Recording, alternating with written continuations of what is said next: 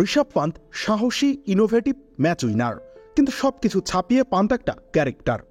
তিনি প্রথম বলে ডাউন দ্য উইকেটে যান, ছক্কা মেরে সেঞ্চুরি পূর্ণ করেন, 140 কিলোমিটার গতির বল প্যাডেল করেন। মাইকেল ভন আবার যার নামকরণ করেন দ্য ফলেন প্যাডেল। আবার প্রতিপক্ষের মোমেন্টাম নষ্ট করতে ফিল্ডিং করতে করতেই ইনজুরির নাটক সাজান। নিয়ম আর পেশাদারিত্বে দম আটকানো ক্রিকেটে ঋষভ যেন এক মুক্তির ঝড়ো বাতাস, আ পিওর ক্যারেক্টার।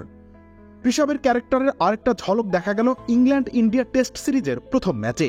দ্বিতীয় ইনিংসে ব্যাটিং করছিলেন ঋষভ। উইকেট এবং কন্ডিশনের সুবিধায় ক্রিস ওকস তখন রীতিমতো আগুন ঝরাচ্ছেন। ওকসের মোমেন্টাম নষ্ট করতেই কিনা কে জানে, বল ছোড়ার আগ মুহূর্তে পান্ত তাকে থামিয়ে দেন, জানান তিনি প্রস্তুত ছিলেন না। সরিও বলে নেন ক্রিস ওকসকে। পরের বলে ওকস সম্ভবত একটু বেশি তেতে ছিলেন, একটা ইনডাকার ছোড়েন পান্তের শরীর লক্ষ্য করে। আর এটা ওইটা না, কাপড় ধোয়ার একটাই সলিউশন, চাকা অল ইন ওয়ান। পান্ত সম্ভবত বুঝতে পেরেছিলেন সমীহ করে খেলতে হবে। ডেড ব্যাটে ডিফেন্ড করতে চাইলেন, ফলাফল বল আঘাত হানে ঋষভের শরীরে। বলকে এতটা সম্মান দিয়ে খেলাটা বোধহয় ঋষভের পছন্দ হয়নি। ঋষভের অভিমানী ভাষায় পাক্কি হুইওয়ালি বল, এতটা সম্মান দিচ্ছি বলেই মিস হয়ে যাচ্ছে। আপনি জানেন এরপর কি ঘটতে যাচ্ছে। সম্মান ভুলে গিয়ে ঋষভ ডাউন দ্য উইকেট এসেছেন, বলকে সোজা পাঠিয়েছেন যেদিক থেকে এসেছে সেদিকেই। Never change Rishabh Pant.